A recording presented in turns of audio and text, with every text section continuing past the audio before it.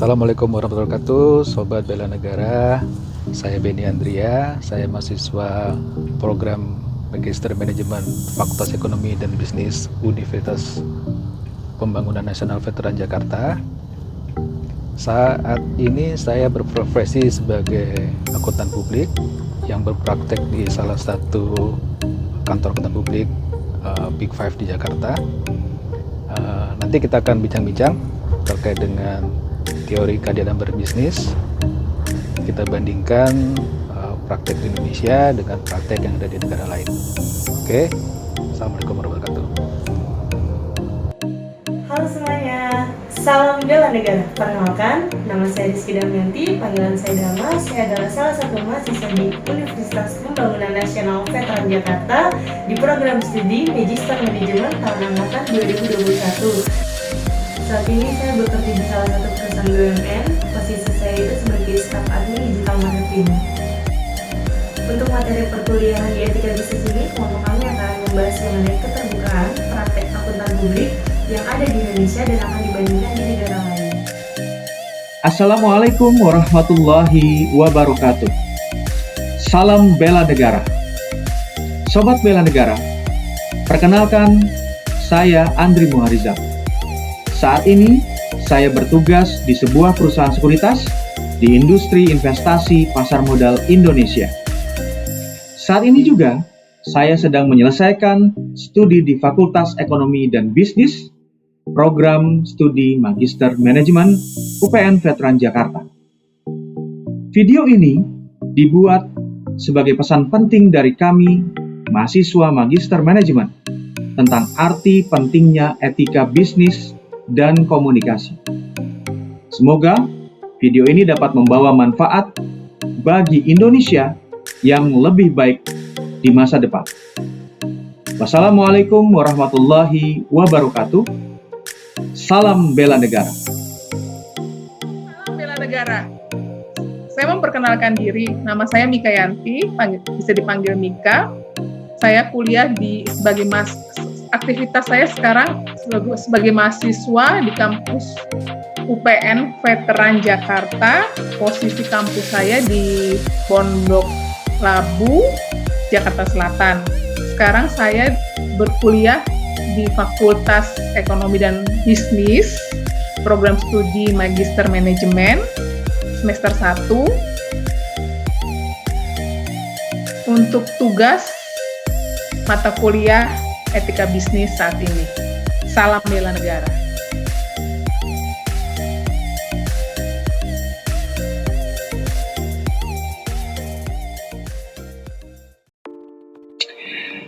Assalamualaikum warahmatullahi wabarakatuh. Salam bela negara. Selamat datang di talk show Etika Bisnis dan Komunikasi. Talk show ini akan mengupas terkait dengan kasus etika secara tuntas dan langsung dari narasumber yang sangat berkompeten di bidangnya masing-masing. Nah, Sobat Bela Negara, pernahkah budaya etika di Indonesia menjadi panutan bagi masyarakat dunia? Tentu ini akan menjadi satu pertanyaan yang sulit untuk kita jawab. Jika kita bercermin dengan berbagai masalah etika yang telah banyak terjadi di Indonesia, sebut saja maraknya kasus korupsi yang dilakukan para pejabat pemerintahan maupun di ranah perusahaan swasta. Belum lagi masalah penegakan hukum, etika dalam berbisnis yang banyak dilanggar oleh para pelakunya sampai kepada nilai etika dalam bermasyarakat di keseharian kita. Banyak ketidakdisiplinan yang terjadi di tengah masyarakat sehingga tercipta ketidaktertiban dan pelanggaran hukum seperti yang banyak ditemukan dalam lalu lintas di jalan raya. Sungguh banyak masalah terkait etika di Indonesia yang perlu menjadi bahan kajian tentang bagaimana caranya kita dapat keluar dari permasalahan ini. Salah satu negeri yang layak menjadi panutan dalam berbudaya etika adalah negara yang dijuluki sebagai negeri matahari terbit. Iya, Jepang. Kekuatan ekonomi dan kemajuan yang telah diraih oleh Jepang tidak terlepas dari tingginya nilai budaya di masyarakat mereka dan etika bisnis yang dijalankan dengan sangat-sangat baik oleh masyarakat Jepang. sehingga hal ini sangat terkenal di seluruh dunia dan menjadi panutan bagi banyak negara lain yang menjadi untuk mempelajari dan menirunya, termasuk bangsa kita tercinta, Indonesia. Nah, Jepang telah berhasil mencapai kekuatan ekonomi melalui bisnis perdagangannya. Sangat tidak sulit untuk menemukan produk-produk Jepang di seluruh dunia, mulai dari kendaraan, barang-barang elektronik, maupun produk lainnya. Kuatnya pengaruh ekonomi dan hegemoni dari Jepang itu sendiri tidak hanya dirasakan Indonesia, tapi juga salah satunya di negara tetangga kita, yaitu Malaysia. Bahkan Perdana Menteri Malaysia saat itu, Dr. Mahathir Mohamad, mengumumkan kebijakan berpaling ke timur pada Desember 1981, yang berarti Malaysia merubah sistem bisnis yang ada di mereka untuk bertolak ukur kepada bisnis Jepang. Dan ini dijadikan sebagai panutan bagi perusahaan-perusahaan di Malaysia. Nah, bagaimana kaitannya antara budaya dan etika bisnis dalam mencapai kesuksesan di bidang ekonomi seperti Jepang? Kita akan mengupasnya bersama 3 narasumber spesial dan luar biasa. Mereka adalah pakar dalam ilmu etika bisnis, yaitu Pak Benny Andria, Ibu Rizky Damayanti, dan juga Ibu Mikayanti Sihombing. Halo, apa kabar Bapak dan Ibu semuanya? Halo, kabar baik. Alhamdulillah baik ya Bu Dama ya. Pak Benny baik Pak Benny. Bu Mika juga ya? Halo Pak, baik juga. Oke, baik. Pertama-tama saya akan ke Pak Benny terlebih dahulu terkait dengan etika di masyarakat Jepang. Nah, bagaimana nih pandangan Bapak tentang karakter dan juga budaya bisnis di masyarakat Jepang? Silakan Pak Benny. Baik, terima kasih atas waktunya Pak Andri. Jadi kalau kita bicara Jepang, bangsa Jepang adalah bangsa yang hebat Pak ya. Jadi kalau kita cari poin positifnya banyak sekali Pak. Mungkin kita nggak cukup waktu untuk bicara mengenai kehebatan bangsa Jepang. Tapi untuk diskusi malam ini paling tidak kita membahas 2 hal Pak ya. Yang pertama adalah karakter bangsa Jepang itu sendiri, kemudian dan budaya bisnis masyarakat Jepang. Jadi kalau karakter bangsa itu sangat mempengaruhi budaya dan etika bangsa itu sendiri. Kita kenal ya, bangsa Jepang itu adalah bangsa yang suka bekerja keras, kemudian meskipun demikian tetap ramah, gitu ya, sopan, disiplin, jujur, dan yang paling paling menonjol adalah inovasinya, sifat inovatifnya. Nah, dalam budaya bisnis masyarakat Jepang ini erat kaitannya dengan perilaku dan pola pikir bangsa Jepang dalam menjalankan bisnisnya. Pola pikir serta perilaku bangsa Jepang dalam menjalankan bisnisnya melahirkan etos kerja keras khas Jepang ya, yang tidak dimiliki bangsa lain. Etos kerja tersebut menjadi budaya bisnis marka Jepang yang banyak dikagumi bangsa lain. Banyak bangsa lain yang ingin meniru kehebatan bangsa Jepang ini ya, dengan mempraktekkan etos kerja masyarakat Jepang itu sendiri. Contohnya adalah Bushido, ya. Yang pertama adalah Bushido. Semangat Bushido ini menjadi prinsip hidup orang Jepang dalam segala aspek kehidupan termasuk dalam bisnis. Semangat Bushido ini menekankan bahwa setiap manusia harus mengejar realita masing-masing dengan semangat pantang menyerah, disiplin, dan mau belajar. Orang Jepang ini adalah bekerja keras, pantang menyerah dalam menjalankan bisnis mereka sampai benar-benar berhasil. Kemudian setelah Bushido, kita juga perlu cermati terkait dengan Kaizen, gitu ya.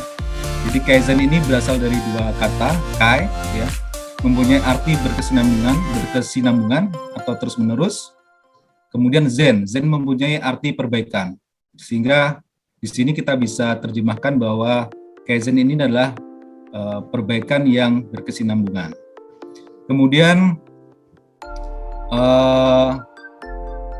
yang berikutnya adalah Ganbate Kudasai. Ganbate Kudasai ini berarti berusaha keraslah, gitu ya. Lakukan yang terbaik. Telah menjadi satu budaya verbal dalam kehidupan masyarakat Jepang, di mana orang Jepang ini sangat senang sekali mengucapkan kalimat ini sebagai ungkapan pembangkit motivasi Jadi kalau kita perhatikan mungkin mereka suka ngomong sendiri kan, ganbate gitu ya. Jadi itu menyemangati diri mereka sendiri untuk melakukan yang terbaik. Selanjutnya ada Genchi Genbutsu.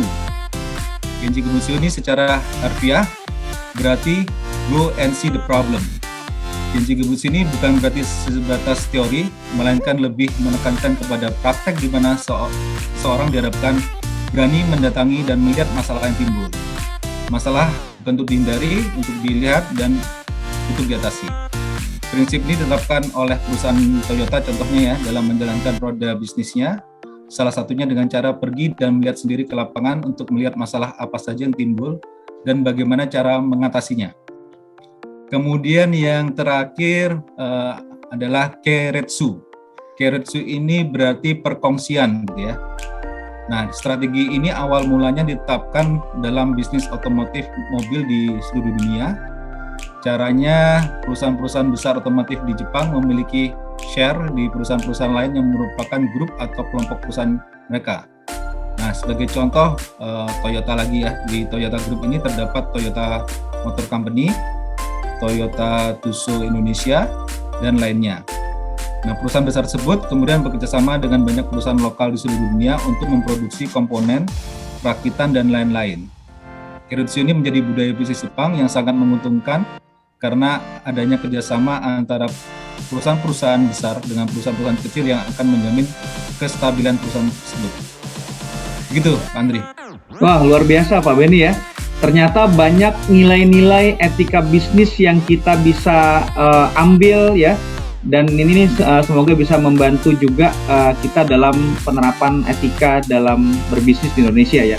Baik, terima kasih Pak Benny, luar biasa penjelasannya. Saya dapat banyak ilmu yang disampaikan oleh Pak Benny tadi ya. Mungkin saya akan bergeser kepada Ibu Mika ya.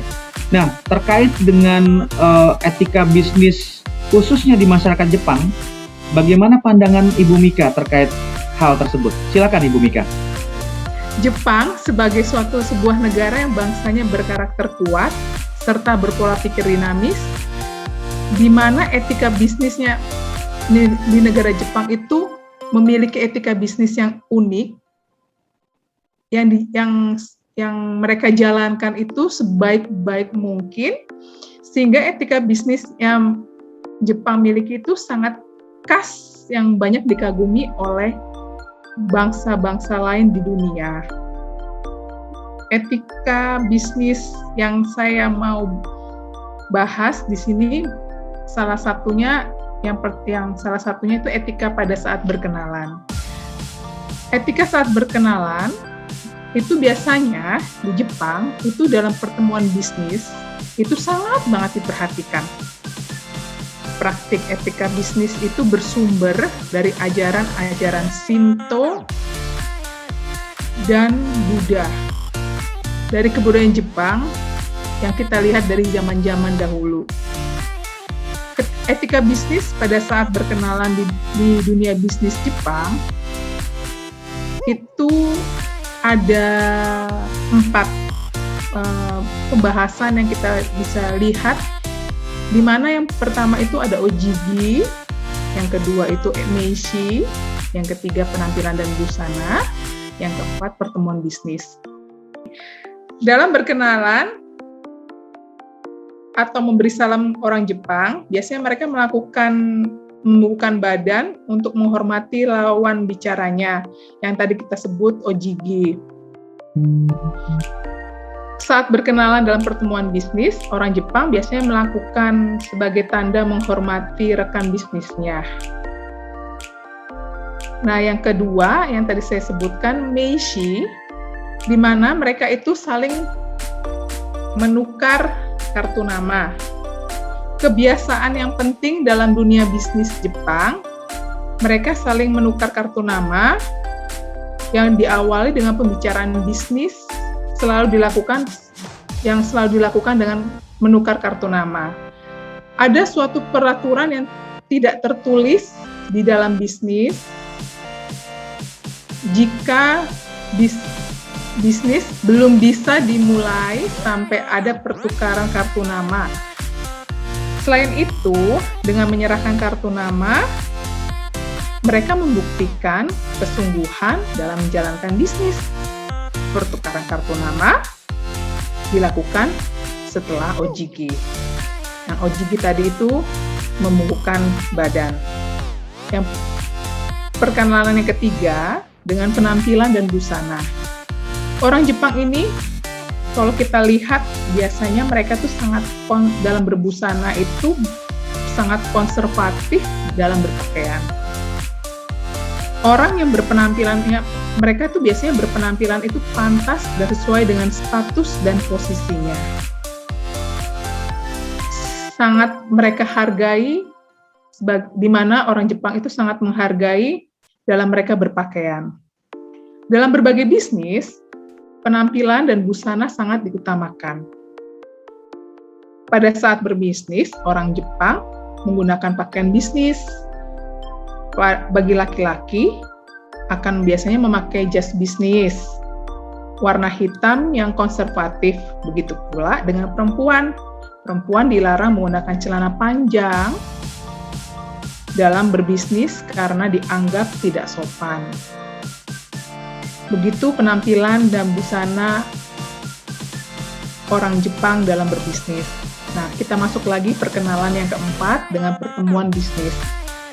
Dibanding dengan berkorespondensi melalui telepon, email atau surat, pembisnis Jepang lebih menyukai berbicara urusan bisnis yang penting dengan bertemu langsung.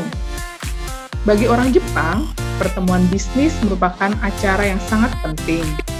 Mereka akan bersungguh-sungguh mempersiapkan segala sesuatunya demi kelancaran mereka. Demikian pemaparan dari saya mengenai etika bisnis dalam berkenalan orang Jepang. Terima kasih. Oke, baik. Terima kasih Bu Mika. Luar biasa ya. Jadi ternyata ada poin-poin yang sering kita lakukan dalam berbisnis dengan cara tadi seperti OJG ya Bu Mika ya. Jadi bertukar kartu nama itu ternyata berasal dari Jepang. Saya juga baru tahu Bu Mika. Nah ini menarik sekali ya. Mungkin saya akan bergeser lagi ke narasumber kita yang spesial ya. Ada Ibu Dama ya. Nah Bu Dama, bagaimana pandangan Bu Dama terkait dengan etika bisnis dari masyarakat Jepang? Mungkin ada tambahan lagi Bu Dama yang selain yang sudah disampaikan oleh kedua narasumber kita sebelumnya. Silakan Bu Dama.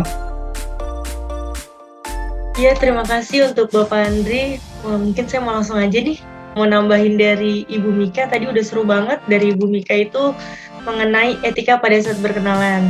Nah, di sini masih ada lagi nih 2 poinnya, yaitu mengenai etika berkorespondensi dan etika dalam memelihara hubungan bisnis. Untuk dari etika berkorespondensi ini, di dalam berkorespondensi ini yang berhubungan dengan bisnis orang Jepang ini jarang banget nih menggunakan email, telepon, surat paket, dan lain sebagainya. Karena ada beberapa etika bisnis yang berhubungan dengan proses berkorespondensi ini. Nah, etika tersebut itu ada 3 poin, yaitu dalam memulai kontak bisnis, itu perlu menghubungi divisi dulu nih, atau bagian yang tepat, tujuan kita tuh mau kemana sih, itu yang pertama.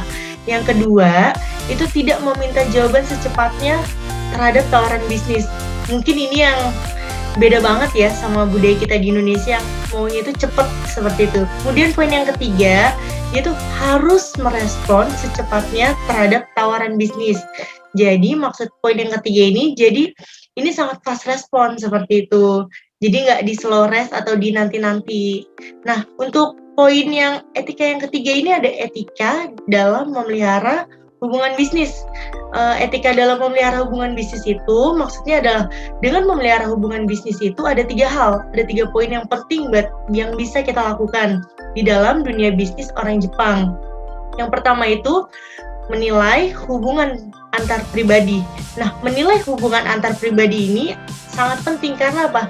Di sana sangat tata keramanya itu sangat baik. Jadi setiap individu dan individu itu mempunyai kepentingan bisnis untuk dirinya sendiri dan orang lain seperti itu. Jadi orang Jepang itu pasti bakalan berusaha banget nih untuk menyenangkan rekan bisnisnya, menyenangkan pribadinya dan lingkungan sekitarnya demi kelancaran bisnis tersebut. Nah, di sini udah menjadi habit atau kebiasaan dari orang Jepang tersebut untuk melakukan sosialisasi dengan cara sesamarkannya. Contoh seperti saya bersosialisasi dengan Pak Andri, Pak Beni, dan Bu Mika di dalam berbisnis. Itu bisa dilakukan di mana saja, kapan saja. Contohnya bisa kita lanjut kerja nih di restoran atau di tempat meeting, di ballroom, dan lain sebagainya. Nah, dengan adanya hal ini bisa memberikan etika yang baik, jadi kelancaran bisnis kita pun akan semakin baik, seperti itu. Untuk yang selanjutnya yaitu memberi cenderamata. Mungkin ini juga salah satunya kita adopsi juga ya Pak ya.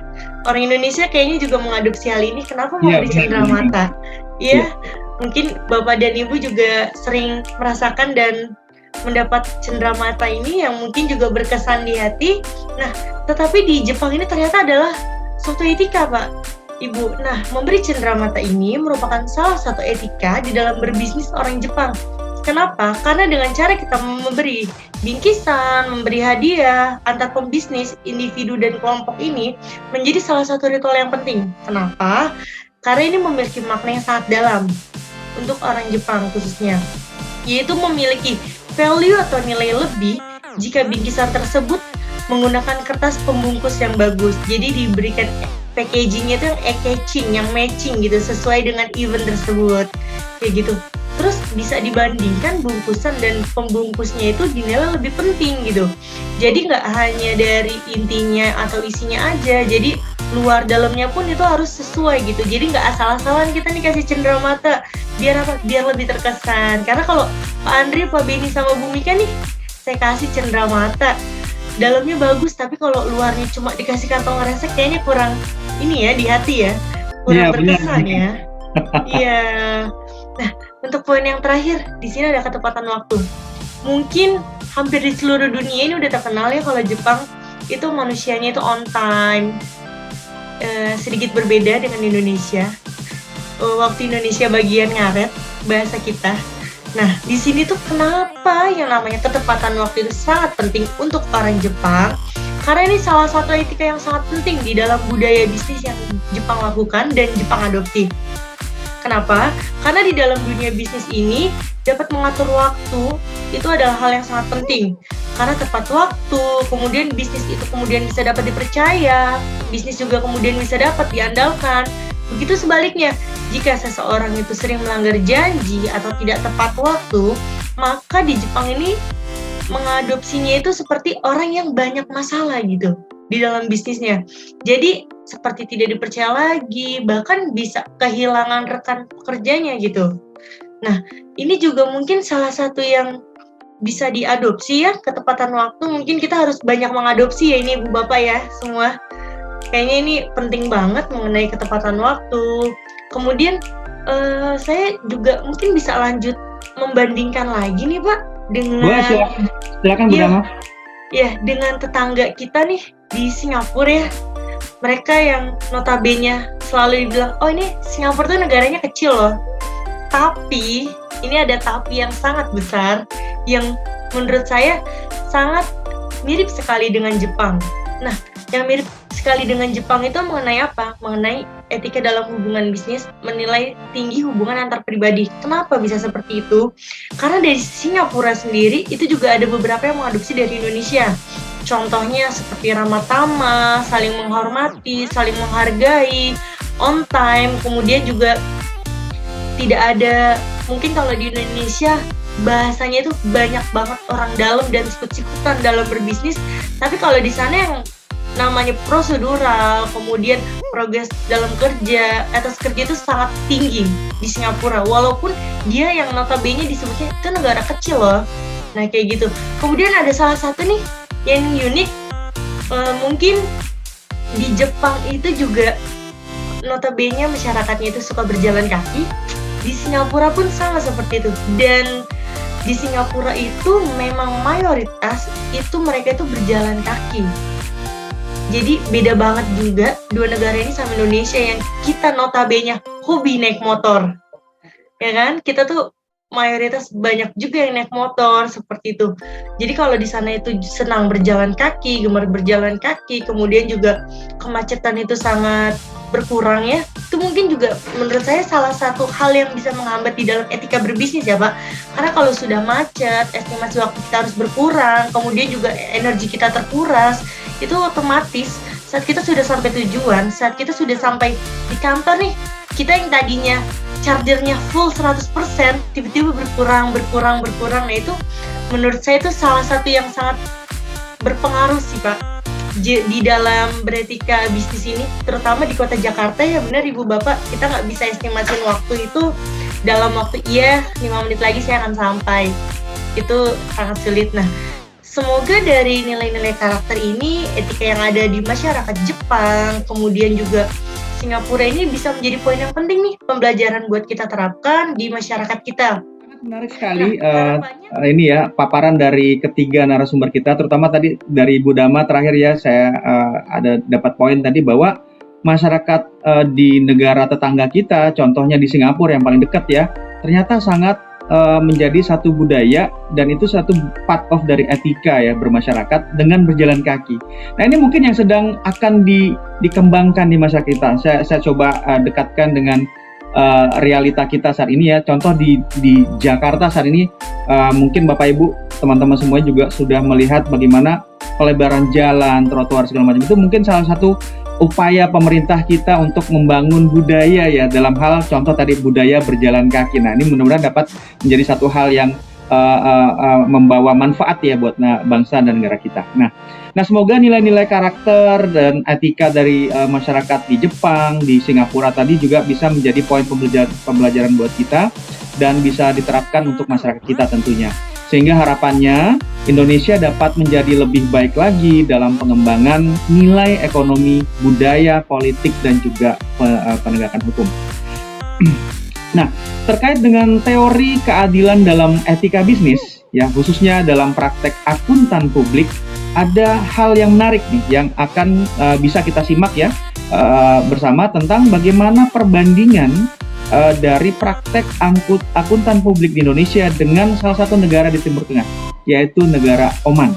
Nah ini menarik sekali ya, dan mungkin saya akan ajak Bapak Ibu semuanya untuk menyaksikan dari paparan yang akan disampaikan oleh Pak Benny Andria sebagai salah satu expert di akuntan publik. Berikut pemaparannya. Baik, Sobat Bela Negara, kita lanjutkan perkenalan tadi dengan diskusi terkait dengan praktek etika bisnis yang ada di Indonesia, kita bandingkan dengan yang ada di negara lain. Nah, untuk kali ini saya akan diskusikan terkait dengan teori keadilan ya dalam etika bisnis, khususnya di praktek akuntan publik yang ada di Indonesia. Kita bandingkan dengan praktek yang ada di negara Oman. Negara Oman salah satu negara yang ada di Timur Tengah. Diskusi ini berdasarkan observasi saya ya, karena dulu pernah melakukan kunjungan gitu ya, perjalanan dinas di Muscat, Oman, sehubungan dengan penugasan kantor untuk melakukan inspeksi di kantor network yang ada di Muscat. Kunjungan ini dilakukan di sekitar bulan November, akhir bulan November 2017, karena tujuan inspection ini adalah semata-mata untuk kunjungan perjalanan dinas gitu ya, jadi tidak ada hubungannya antara pemaparan diskusi ini dengan pekerjaan saya waktu melakukan inspeksi di sana. Jadi diskusi hari ini bukan berdasarkan suatu penelitian atau langkah-langkah formal gitu, tapi lebih kepada observasi saya dan yang menghasilkan suatu opini saja. Jadi selanjutnya kita akan coba lihat perbandingan ya antara negara Oman dengan negara Indonesia. Ini sumbernya adalah di Wikipedia. Jadi kita bisa lihat bahwa negara Oman itu pemerintahnya adalah monarki absolut, dan Indonesia adalah negara berkesatuan. Luas daratannya jauh lebih luas Indonesia. penduduknya juga seperti itu, jauh lebih banyak penduduk Indonesia. Tetapi untuk pendapatan per kapita, negara Oman rakyatnya itu lebih tinggi pendapatannya daripada rakyat Indonesia. Sehingga kita bisa melihat dari tingginya pendapatan per kapita ini terkait dengan kesejahteraan secara materi, penduduk Oman lebih tinggi dari Indonesia. Nah, kalau kita perhatikan praktek akuntan publik yang ada di Indonesia, khususnya dengan akuntan publik asing, itu di Indonesia ada pengaturannya, yaitu di Undang-Undang Nomor 5 mengenai akuntan publik. Jadi akuntan publik asing ini boleh berpraktek di Indonesia asal memenuhi 3 persyaratan yang ada di slide ini. Yang pertama, dia harus berdomisili di Indonesia, ya. Kemudian mampu berbahasa Indonesia, baik secara lisan maupun tulisan. Kemudian yang penting juga, si akuntan publik asing ini harus berasal dari negara yang mempunyai perjanjian saling pengakuan atau disebut sebagai Mutual Recognition Agreement. Misal, akuntan publik asing tadi berasal dari Singapura, Malaysia, Thailand. Nah, itu negara-negara tersebut itu memiliki perjanjian saling pengakuan dengan pemerintah Indonesia, sehingga mereka pada prinsipnya boleh berpraktek di Indonesia. Kemudian bagaimana dengan di Oman, gitu ya? Coba kita perhatikan kalau di Oman ini berdasarkan observasi yang saya lakukan, gitu ya. Itu pun juga hanya dilakukan di satu kantor aja, satu kantor yang masih satu dengan saya di Oman Muscat, gitu ya. Bahwa pemilik kantor akuntan publik tadi itu adalah warga negara India, jadi bukan warga negara Oman. Beliau itu lebih banyak berdomisili di India daripada di Oman. Nah, kantornya juga nggak terlalu besar, cuma ada sekitar 30 orang. Tapi ironisnya, meskipun cuma sekitar 30 orang, itu tidak ada warga negara Oman yang bekerja di kantor tersebut. Hanya ada satu tenaga administrasi yang bekerja di front office. Kemudian mereka sebagian besar berasal dari Pakistan, hampir 80%, sisanya berasal dari India. Orang Pakistan, orang India itu sangat baik berbahasa Inggris, tapi sayangnya dalam berbahasa Arab mereka tidak mahir. Padahal bahasa Arab itu adalah bahasa nasional di Oman. Dan sayangnya lagi adalah tidak ada pelatihan yang diberikan kepada mereka untuk dapat berbahasa Arab. Jadi kemauan mereka stuck di situ aja. Kemudian juga yang saya ketahui bahwa tidak ada Mutual Recognition Agreement antara Oman dengan negara-negara tadi, Pakistan atau India. Jadi itu bedanya. Nah, di sini nanti kita coba diskusikan, mungkin Pak Andri, Mika, Mbak Dama, bisa coba kita diskusikan, kita kaitkan dengan teori keadilan. Apakah yang praktek yang terjadi di Indonesia ini condong kepada teori keadilan John Rawls atau Adam Smith? Bagaimana dengan Oman? Lebih ke Adam Smith atau lebih ke John Rawls? Ya, monggo kita diskusikan, mari. Baik, Pak Beni, terima kasih atas paparannya terkait dengan perbandingan antara penerapan akuntan publik di Oman dan juga Indonesia. Nah, terkait dengan isu yang tadi sudah disampaikan oleh Pak Beni ya, kalau menurut saya apa yang diterapkan di Oman itu adalah satu hal yang sifatnya sangat-sangat liberal ya Pak ya, sangat-sangat bebas sekali, di mana memang ada aturan-aturan yang sudah ditetapkan, tapi kalau dibandingkan dengan Indonesia, nah tentunya Indonesia memang menganut hal yang penerapan yang terbuka juga, di mana para akuntan publik yang akan beroperasi di Indonesia, kalau dibandingkan dengan di Oman tentunya terbuka, tapi tetap menjaga pakem-pakem terhadap apa saja yang terkait dengan liberal tadi, itu nggak diberikan sebebas-bebasnya seperti yang ada di Oman. Nah, mungkin gimana dengan tanggapan dari Bu Dama dan juga Bu Mika? Silakan. Mungkin Bu Dama dulu, silakan. Iya, saya mau menjawab pertanyaan dari Pak Ben nih, dan kemudian juga melanjuti dari asumsinya Pak Andri. Menurut saya kalau mengenai perbedaan di Oman dan di Indonesia sendiri, itu pasti ada perbedaan dan kesamaan. Untuk di Indonesia sendiri itu kita harus pertama itu memang harus struktural ya mengenai accounting ini di akuntan publik ini. Kemudian kalau yang di Oman ini mungkin sedikit lebih bebas ya Pak ya.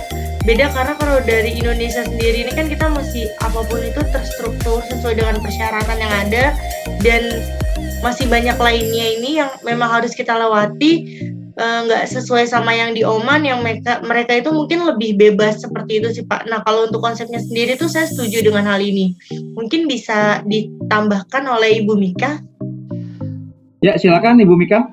Saya setuju dengan pendapat dari Pak Andri, Muharisa, dan Ibu Dama mengenai konsep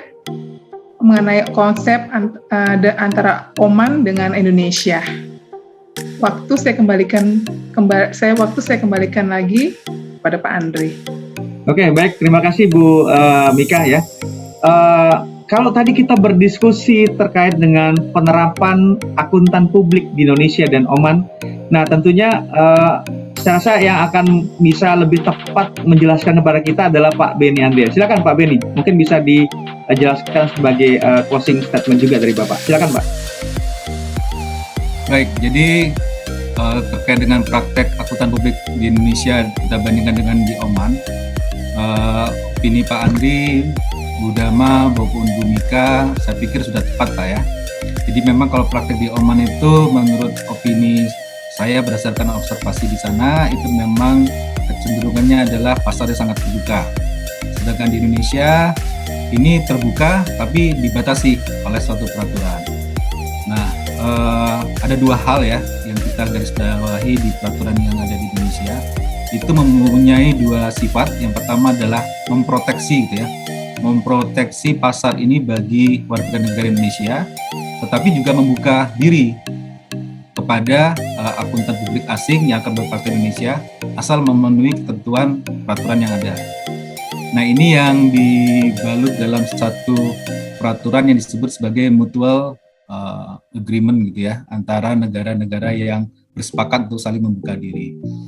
Nah, ini mungkin saran kepada pemerintah Indonesia gitu ya, kepada peluang pasar yang ada di negara lain yang terbuka, yang mempunyai mutual recognition agreement, bahwa pemerintah Indonesia ini harus membuka diri, tetapi juga jangan lupa kita juga bisa ke negara lain tersebut, asalkan pemerintah Indonesia ini bisa membekali warga negaranya dengan kompetensi yang cukup untuk bisa bersaing di pasar internasional.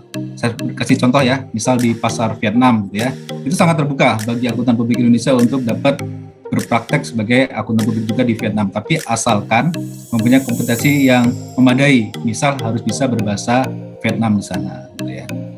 Mungkin itu aja Pak Andri, saya kembalikan waktunya. Terima kasih. Baik, terima kasih Pak Beni, terima kasih Bu Mika, Bu Dama juga ya. Satu talkshow yang sangat menarik ya, yang sudah kita kita libatkan Bapak Ibu semuanya sebagai seorang expert di bidangnya masing-masing ya. Terima kasih atas waktu yang sangat berharga dari Bapak Ibu semuanya, sehingga dapat berbagi kepada kami ya, kepada Sobat Bela Negara yang dimanapun sedang menyaksikan talkshow ini ya. Semoga kita dapat memetik poin-poin yang positif yang bisa kita ambil dari case yang ada di Jepang tadi, kemudian di Singapura, dan juga antara comparison antara Indonesia dan juga Oman. Nah, khususnya dalam penerapan akuntan publik ya. Nah, saya rasa kita dapat sudahi acara kita ya, talkshow yang sangat luar biasa ini. Semoga dapat membawa manfaat seluas-luasnya kepada kita semua dan untuk bangsa Indonesia, terutama untuk Sobat Bela Negara semuanya.